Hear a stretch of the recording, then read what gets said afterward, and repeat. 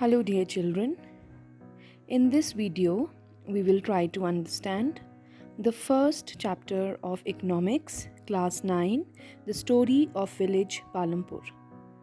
The purpose of the story is to introduce some basic concepts relating to production, and this we do through a story of a hypothetical village called Palampur. Farming is the main activity in Palampur, whereas several other activities such as small scale manufacturing, dairy, transport, etc., are carried out on a limited scale. These production activities need various types of resources, natural resources, man made items, human effort, money, etc. As we go through the video, we will try to understand how various resources combine to produce the desired goods and services in the village. Children, now let us try to understand the location of village Palampur. Palampur is well connected with neighboring villages and towns. Raiganj, a big village, is 3 kilometers from Palampur. An all-weather road connects the village to a small town of Shahpur. Many kinds of transport are visible on this road, starting from bullock carts, tongas, bogies, wooden cart drawn by buffaloes loaded with jaggery, wood and other commodities to motor vehicles like motorcycles, jeep, tractors and trucks. Next, we will analyze the structure of society in village Palampur. This village has about 450 families belonging to several different castes. The 80 upper caste families own the majority of land in the village. Their houses, some of them quite large, are made up of brick with cement plastering. The scheduled castes, Dalits, comprise 1/3 of the population and live in one corner of the village and in much smaller houses, some of which are of mud and straw. Most of the houses have electric connections. Palampur has 2 primary schools and 1 high school. There is a primary health center run by the government and 1 private dispensary where the sick are treated. The description above shows that Palampur has fairly well developed system of roads, transport, electricity, irrigation, schools and health center. The story of Palampur, an imaginary village, will take us through the different types of production activities in the village. In villages across India, farming is the main production activity. The other production activities referred to as non-farming activities include small manufacturing, transport, shopkeeping, etc.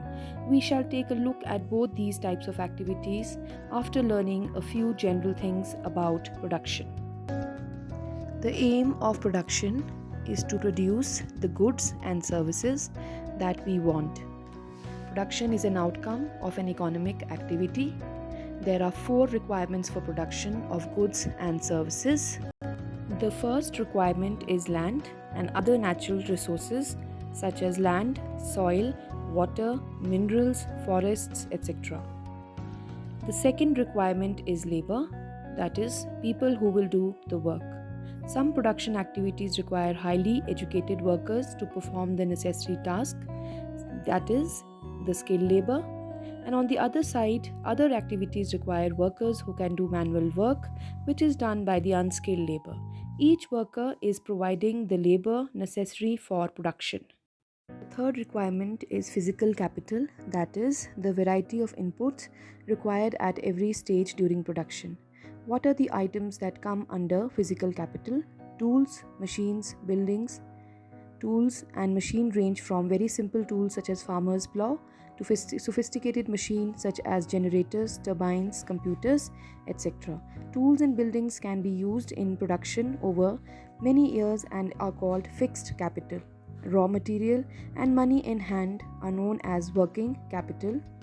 Some money is always required during production to make payments and buy other necessary items. Raw material and money in hand are called working capital. Unlike tools, machines and buildings, these are used up in production. For example, the yarn used by a weaver and the clay used by the potter are known as the working capital. there is a fourth requirement too. You will need knowledge and enterprise to be able to put together land, labor, and physical capital and produce an output either to use yourself or to sell in the market. This these days is called as human capital. So, children, with this, we can say that after analyzing the four factors of production, every production is organized by combining land, labor, physical capital, and human capital, which are therefore known as factors of production. These factors are readily available in village Palampur and therefore has led to its development with regard to agricultural production. With this, we come to the end of the video. God bless and take care of yourself. Thank you.